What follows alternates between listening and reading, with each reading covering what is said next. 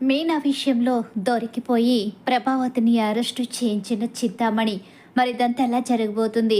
అసలు ప్రభావతి మీద నిందని ఎలా తోసింది? అసలు ఏం జరిగింది తెలుసుకోవాలనుకుంటే వీడియోని చివరి వరకు మిస్ కాకుండా అయితే చూసేయండి. ఏంటయ్యా మేనేజరు, ఆ అమ్మాయి చెప్పేది నిజమో అబద్ధమో నాకు అర్థం కావడం లేదు.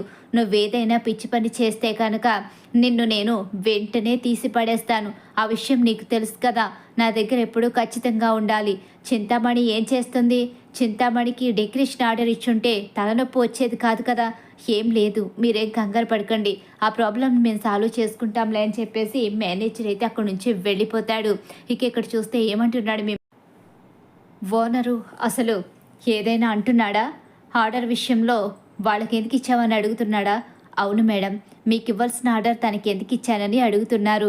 అలా ఇచ్చుంటే ఎలాంటి సమస్య వచ్చేది కాదు కదా అని అంటున్నారు. ఏదో రకంగా మేనేజ్ అయితే చేశాం. ఆ ఫంక్షన్ హాల్ ఓనర్తో కాస్త జాగ్రత్తగా ఉండాలి. ఆయనకు చాలా కోపం. మనం తప్పు చేశామని తెలిస్తే ఆయన అస్సలు క్షమించడు. ఇక లైఫ్లో ఆయన తరపు నుంచి మనకి ఆర్డర్స్ కూడా రావు. అలాగే నా మేనేజర్ ఉద్యోగం కూడా పోతుంది. అందుకని మనం జాగ్రత్తగా ఉండడమే కరెక్ట్ మేడం అని చెప్పి అంటూ ఉండి, కానీ ఎందుకయ్యా కంగారు పడతావు? ఇక నువ్వు బయటికి రావు. నీ పేరు అస్సలే బయటికి రాదు. ఇంక నువ్వు టెన్షన్ పడాల్సిన అవసరం ఏం లేదు. ఇంటికి వెళ్ళవయ్యా అని చెప్పేసి చింతామణి అంటూ ఉంటుంది. అలా అతనైతే బయలుదేరి వెళ్ళిపోతాడు. టెన్షన్ పడుతూనే ఉంటాడు. ఈలోగా చింతామణి అయితే మాత్రం ఆలోచించుకుంటూ ఉంటుంది. ఏంటి మేడం ఇప్పుడు ఆ మీనా పరిస్థితి ఏంటి మేడం అని చెప్పి అంటూ ఉండగానే, ఇంకేముంది, మీనా అప్పు కట్టలేక ఏడుస్తూ కూర్చుంటుంది. మీనా ఇంకేం చేయగలదు? ఏమీ చేయలేదు. మీనా వల్ల ఏమీ కాదు. ఎందుకంటే మీనా అంత అమౌంట్ని అసలు ఇప్పట్లో కట్టడం అనేది అసాధ్యమైన విషయం. మేడం, నిజంగా మీరు చాలా తెలివైన వాళ్ళు. చాలా తెలివిగా మీనాని తెప్పకొట్టారు. లేకపోతే మీ ముందే పొగరుగా మాట్లాడుతుందా? అందుకనే మంచి గుణపాఠమే చెప్పారని చెప్పేసి అంటూ ఉంటాడు. ఇక తన మేనేజర్ అయితే అలా అంటూ ఉండగానే, సరేలే ఇక నువ్వు వెళ్ళు, నేను చూసుకుంటాను అని చెప్పేసి చింతామణి అయితే చెప్తూ ఉంటుంది. మీనా, ఇప్పుడు రా మీనా, నాకు పోటీకి ఎలా వస్తావో చూస్తాను. నువ్వు పోటీకి వచ్చి నన్నే ఓడించి నాకు రావాల్సిన ఆర్డర్స్ అన్నీ నువ్వు తీసుకుంటూ ఉంటే ఎప్పటి నుంచో ఈ ఫీల్డ్లో ఉన్న నేను ఎలా ఊరుకుంటాను అనుకున్నావు. ఇప్పుడు ఈ దెబ్బ నుంచి నువ్వు కోలుకోవడం అనేది అసాధ్యమైన విషయం. కాబట్టి ఇక డెకరేషన్లో నన్ను ఓడించేవాళ్ళు, నాకు ఎదురొచ్చేవాళ్ళు, నాకు పోటీగా నిలిచేవాళ్ళు ఎవ్వరు ఉండరు అని చెప్పేసి విర్రవీగిపోతూ ఉంటుంది. ఇక చింతామణి అయితే మాత్రం ఇక్కడ మీనా మాత్రం చాలా బాధపడుతుంది. సత్యం అయితే అడుగుతూ ఉంటాడు. ఏంటమ్మా లేట్గా వచ్చావు? పైగా కళ్ళు కూడా అలా ఎర్రగా ఉన్నాయేంటి? ఏమైంది? ఏదైనా జరిగిందా అని చెప్పేసి సత్యం అడుగుతూ ఉంటాడు. ఏం లేదు మావయ్య, నేను డెకరేషన్ పని చేసి చేసి అలసిపోయాను అని చెప్పేసి మీనా అయితే లోపలికి వెళ్ళిపోతుంది. మీనా మొహం బాగాలేదేంటి? ఏదో బాధగా కనిపిస్తుంది. ఏమైంది అడిగితే మీనా చెప్పలేదు అని చెప్పేసి ఆలోచించుకుంటూ ఉంటాడు సత్యం అయితే. ఈలోగా శృతి రవి కనిపిస్తారు. అమ్మ శృతి, ఒకసారి ఇలా రామ్మా అని సత్యం పిలుస్తూ ఉంటాడు. ఏమైంది అంకుల్, ఎందుకు పిలిచారు? ఏమైనా కావాలా అని చెప్పి శృతి అడుగుతూ ఉంటుంది. అలా అడిగేసరికి, అది కాదమ్మా, మీనా మీకేమైనా చెప్పిందా? మీనా మాకు కనిపించలేదు. ఎక్కడుంది? తను వచ్చి రూమ్లోకి వెళ్ళిపోయింది. తను బాధగా కనిపించింది. బాలు వెళ్ళేటప్పుడే చెప్పాడు, ప్రభావతి తననేమైనా అంటుందేమో అని చెప్పి ముందుగానే నాకు అప్పచెప్పి వెళ్ళాడు. అవును, అన్నయ్య నాకు కూడా చెప్పాడు నాన్న. అమ్మ విషయంలో అన్నయ్య భయపడుతున్నాడు. పాపం చాలాసార్లు అన్నయ్య మీనా వదిన విషయంలో అమ్మ ఏదో ఒక అనడం, మీనా వదిని బాధపడుతూ ఉండడం, అన్నయ్య ట్రిప్కి వెళ్ళినప్పుడు ఈ మ్యాటర్ ఇంకా సీరియస్ అవ్వడం జరిగింది కదా, అందుకే అన్నయ్య టెన్షన్ పడుతున్నాడు అని చెప్పేసి అంటూ ఉండగానే, ఇప్పుడు నాకు అదే భయంగా ఉంది. మీనా ఎందుకంత డల్గా ఉందో నాకు అర్థం కావడం లేదు. ఒక్కసారి వెళ్ళి మీరు అడుగుతారా? మీకైతే ఏమైనా చెప్తుందేమో తను అని చెప్పేసి సత్యం అంటూ ఉంటాడు. అలా అనేసరికి వెళ్ళి మీనా దగ్గరికి వెళ్ళి అడుగుతూ ఉంటుంది శృతి అయితే. ఏమైంది మీనా, ఎందుకంత డల్గా కనిపిస్తున్నావు? ఏం జరిగింది? నువ్వు అలసిపోయావా, లేకపోతే ఇంకేదైనా కారణం ఉందా? మా దగ్గర ఏది దాచిపెట్టకు. ఎందుకంటే బాలు మా ఇద్దరికి ఫోన్ చేసి నిన్ను జాగ్రత్తగా చూసుకోమని, ఏదైనా హెల్ప్ కావాలి అంటే చెయ్యమని చెప్పాడు. ఇప్పుడు నువ్వు కనుక మాకు చెప్పకపోతే రేపొద్దున ఏదైనా ప్రాబ్లం అవుతే బాలు టెన్షన్ పడతాడు. పైగా మీకు అప్పచెప్పాను కదా అని చెప్పేసి మా మీద కూడా కోప్పడతాడు. అసలు ఏం జరిగిందో చెప్పు మీనా అని చెప్పేసి శృతి అడుగుతూ ఉండగానే శృతికి నిజమైతే చెప్తుంది. జరిగిన విషయం మొత్తం కూడా శృతికి చెప్పేసరికి ఒక్కసారి శృతి రవి షాక్ అయిపోతారు. ఏంటి వదిన ఇదంతా? అసలు అంతగా అతను ఎలా మోసం చేయగలిగాడు? 1,00,000 రూపాయలు ఇచ్చి 10 లక్షలు ఇచ్చానని అబద్ధం ఆడా? అయ్యో వదిన, కాసేపు ఆలోచించుంటే బాగుండేదేమో. లేదు, నేను మా వాళ్ళతో చదివించుకుంటాను అంటే అతను మళ్ళీ వేరొకరికి మేము డెకరేషన్ ఆర్డర్ ఇవ్వాల్సి వస్తుంది. మీరు ఇలా ఆలోచిస్తూ ఉంటే ఈ ఆర్డర్ మీకు రాదు అని చెప్పి ఆయన నన్ను భయపెట్టేసరికి పోనీలే అని ఆయన మీద నమ్మకంతో నేను సంతకం చేశాను. అది 10 లక్షలుగా మారుతుందని అస్సలు అనుకోలేదు అని చెప్పేసి మీనా బాధపడుతూ ఉంటుంది. ఇప్పుడు ఈ ప్రాబ్లంకి సొల్యూషన్ ఎలాగా? 9 లక్షల రూపాయలు కట్టాలి అంటే మీ వల్ల ఎలా అవుతుంది వదిన? ఇప్పుడు ఏం చెయ్యాలి అని చెప్పి అంటూ ఉండగానే, ఏం చేయాలని అంటావేంటి రవి?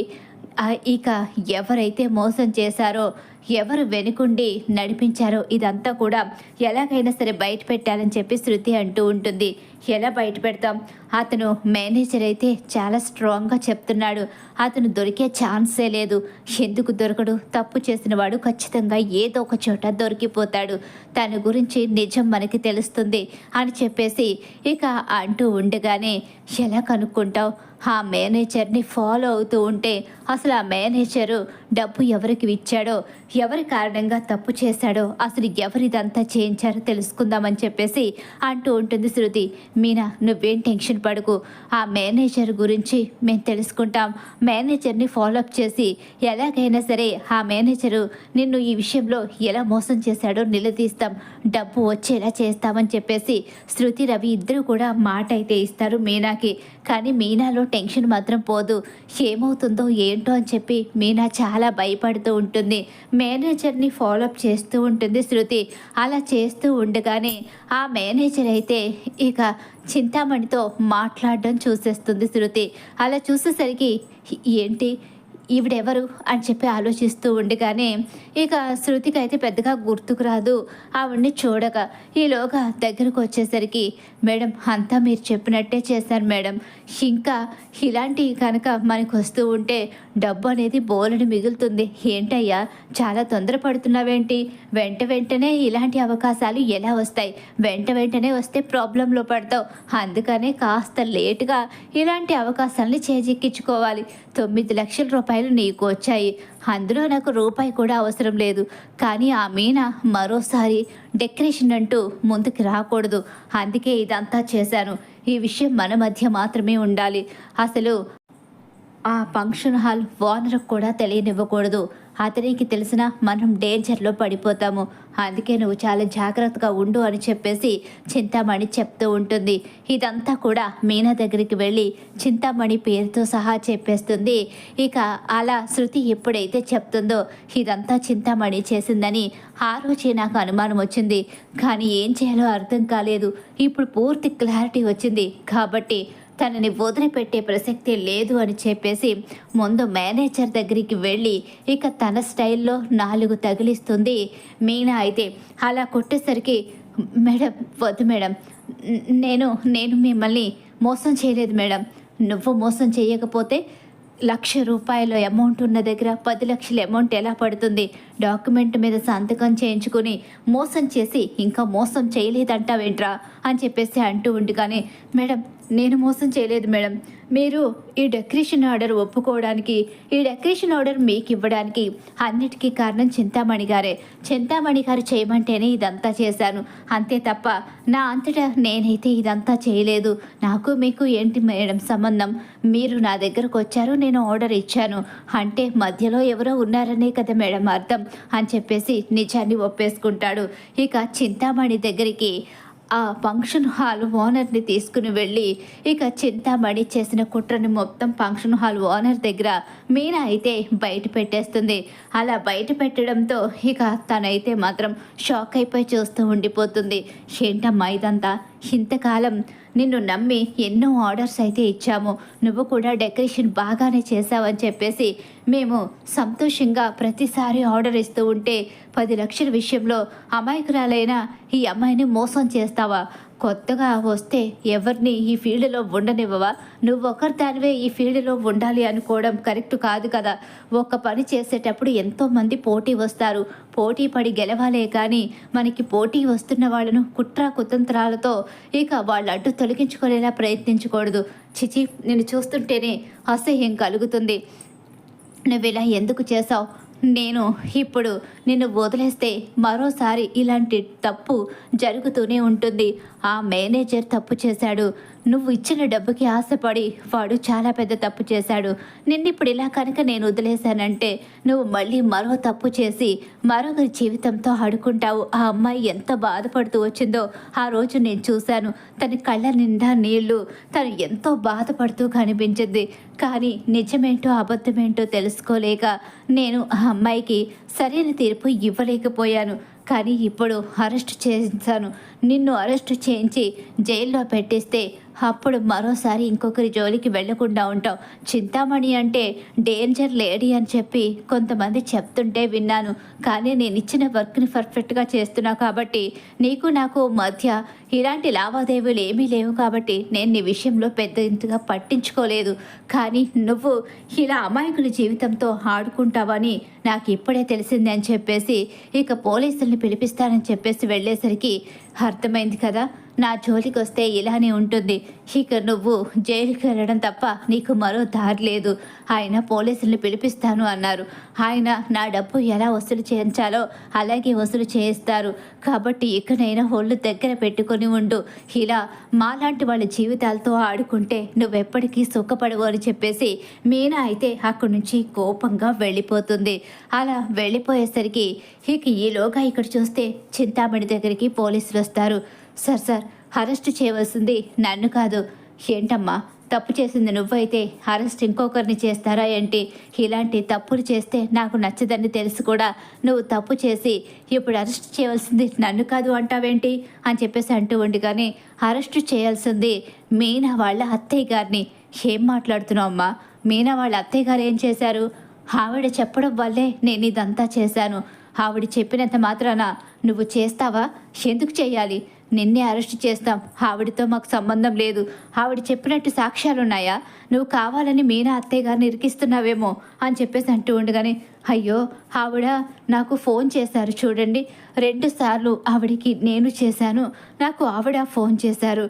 ఆవిడ నాకు గురువు అవుతుంది, ఆవిడ నాకు నాట్యం నేర్పిస్తుంది, ఆవిడ దగ్గర నేను నాట్యం నేర్చుకుంటున్నాను. గురుదక్షిణ కావాలని అడిగితే మీనా విషయంలో ఇదంతా చేయాల్సి వచ్చింది. మీనా అంటే ఆవిడికి పడదు, మీనా ఏం చేసినా ఆవిడికి నచ్చదు.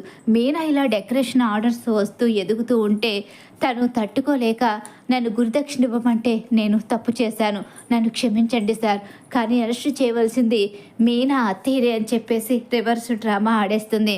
దెబ్బకు పెద్ద షాక్ ఎదురైపోతుంది అతనికి. ఇక పోలీసుల్ని నేను తీసుకువెళ్తాను, తనని నేనే అప్పచెప్తాను అని చెప్పేసి అంటూ ఉండి, కానీ సరే నువ్వు చెప్పింది అబద్ధం అయితే మాత్రం నేను ఊరుకోనని చెప్పేసి అతనైతే అంటూ ఉంటాడు. పోలీసుల్ని ప్రభావతి ఇంటికి తీసుకువెళ్తుంది. ప్రభావతి గారు అని చెప్పేసి పోలీస్ అతను పిలుస్తూ ఉంటాడు. ఇక ఒక పక్క మీనా, మరో పక్క సత్యం, అలాగే ప్రభావతి బయటకు వస్తారు. అలా వచ్చేసరికి ఇంటి ముందు చింతామణి దగ్గర నిలబడి ఉన్న పోలీసులు. ఒక్కసారి షాక్ అయిపోయి ఉండిపోతుంది ప్రభావతి, అలాగే మీనా, సత్యం అందరూ కూడా. ఏంటి, పోలీసుల్ని తీసుకొచ్చి నన్ను బెదిరించాలని చూస్తున్నావా? నువ్వు బెదిరిస్తే నేనేం భయపడను, తప్పు చేసింది నువ్వు, నేనెందుకు భయపడతాను అని చెప్పేసి అంటూ ఉండగానే, అమ్మ వచ్చింది మీకోసం కాదు, మీ పేరు ప్రభావతా అని చెప్పేసి అంటూ ఉండగా, కాదు నా పేరు ప్రభావతి కాదు, మా అత్తయ్య పేరు ప్రభావతి, మేము వచ్చింది ప్రభావతి గారిని అరెస్ట్ చేయడానికి. ఏంటి, ప్రభావతి గారిని అరెస్ట్ చేయడానికా? ఏం మాట్లాడుతున్నారు ఇన్స్పెక్టర్ గారు అని మీనా షాక్ అవుతుంది. అలాగే సత్యం కూడా అడుగుతూ ఉంటాడు.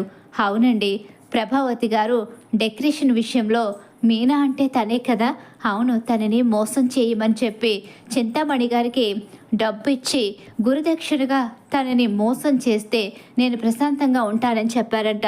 డబ్బు విషయంలో మోసం చేయడం అక్కడ డెకరేషన్ హాల్ అతనికి నచ్చకపోవడంతో అతను కంప్లైంట్ ఇచ్చారు. ఇప్పుడు నేను అరెస్ట్ చేయడానికి వచ్చాను, ప్రభావతి గారిని అరెస్ట్ చేస్తున్నామని చెప్పనేసరికి, చింతామణి ఏంటిదంతా? నీకు నేను డబ్బు ఇచ్చి ఇదంతా చేయమన్నానా? అసలు నాకు దానికి సంబంధమే లేదు.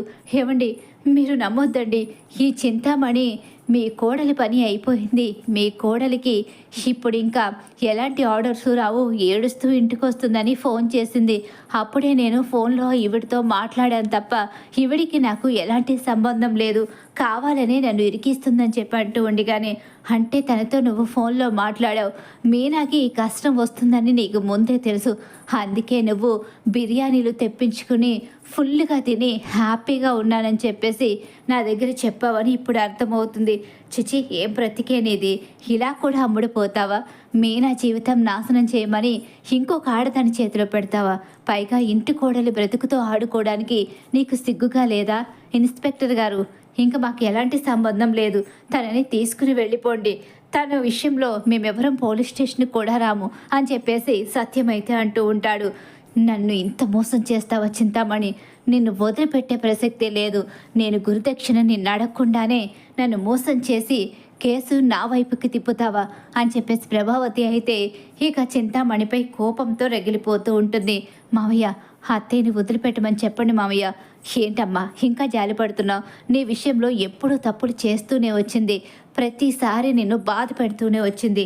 ఇప్పుడు నువ్వు జాలిపడితే రేపొద్దున్న ఇంకా పెద్ద తప్పు చేసి నీ జీవితాన్ని నాశనం చేస్తుంది. అందుకనే దీని మీదుగా జాలిపడొద్దు. ఇది జైల్లో ఉంటేనైనా మారుతుందేమో, మనుషుల్లో ఉంటే దీనికి మనిషినన్న విషయం మర్చిపోతుంది. జైల్లో ఉంటే 4 గోడల మధ్య ఒంటరితనం తెలుస్తుంది. అప్పుడైనా మనుషుల విలువ అర్థమవుతుందేమో. ఇది మనిషి జాతిలో పుట్టిన నరరూప రాక్షసి, తీసుకువెళ్ళనివ్వమ్మా. ఇలాంటి వాళ్ళతో చేతులు కలిపితే జీవితం ఏమవుతుందో దీనికి కూడా తెలియాలి కదా. తనతో చేతులు కలిపింది, తానేమో ఇక మోసపోయింది కాబట్టి ఆ విషయం బయటపడకుండా ఉండడం కోసం ప్రభావతి మీద తోసేసింది. తను నిన్ను మోసం చేసింది. తనని మేనేజరు అయితే మోసం చేసి నిజమైతే బయట పెట్టేశాడు భయపడి. కాబట్టి ఇప్పుడు తనేం చేసింది, చివరికి ప్రభావతి మీద నింద తోసేసింది. ప్రభావతి కూడా తనతో చేతులు కలిపింది కాబట్టి ప్రభావతికి ఇలాంటి శిక్ష అనేది నార్మల్గానే ఉంటుంది. వెళ్ళనివ్వమ్మా, ఈ విషయంలో మనం చర్చించుకోవాల్సిన అవసరం లేదు. నిజంగా బాలు ఇక్కడ ఉండుంటే ప్రభావతి కోసం పోలీసులు వచ్చినందుకు చాలా హ్యాపీగా ఫీల్ అయ్యేవాడు. కానీ బాలు ఇక్కడ లేకపోవడం నిజంగా లోటుగానే ఉంది. ఇన్స్పెక్టర్ గారు, తీసుకువెళ్ళండి, ఇంకా అది నా కళ్ళ ముందు ఉండడానికి లేదు. ఏమండి, ఏంటండి మీరు కూడానా? అవును, నేనే చెప్తున్నాను, నువ్వు ఇక్కడ ఉండడానికి లేదు. నువ్వు నా కళ్ళ ముందు కనిపిస్తే ఏం చేస్తానో నాకే తెలీదు. కొడుకు కోడళ్ల జీవితంతో ఆడుకుని నువ్వు మాత్రం నీకు నచ్చిన వాళ్ళతో సంతోషంగా ఉండాలి అనుకుంటున్నావు. ఇది ఎంతవరకు సాధ్యం? మీనా, బాలు ఎంతగా కష్టపడుతున్నారో తెలుసు నీకు ఇంటి కోసం. అలాగే ఇక వాళ్ళు ఎదగడం కోసం వాళ్ళు ఎన్నో కష్టాలు పడి ఒక్కొక్క మెట్టు ఎక్కుతుంటే చూసి ఓర్చుకోలేక వాళ్ళ భవిష్యత్తుల మీద దెబ్బ కొట్టాలని చూస్తున్నావు. అందుకే భగవంతుడు నువ్వు నమ్మిన వాళ్ళ చేతే నీకు శిక్ష పడేలా చేశాడు. పోలీసుల్ని తీసుకొచ్చి నీకు బాగానే బుద్ధి చెప్పింది చింతామణి. అందుకనే ఇంక నువ్వు జైలు గోడల మధ్య ఉండాలి అని చెప్పేసి సత్యం అయితే అంటూ ఉంటాడు. సత్యం అలా అనేసరికి ప్రభావతికి ఏం మాట్లాడాలో అర్థం కాదు. ప్రభావతి అయితే మాత్రం, చింతామణి గారు, మీరు ఇలా చేస్తారు అనుకోలేదు. నేను చేయని తప్పుకి నా మీద నింద వేసి ఈరోజు నా వాళ్ళందరి ముందు నేను తలదించుకునే పరిస్థితి తీసుకొచ్చారు.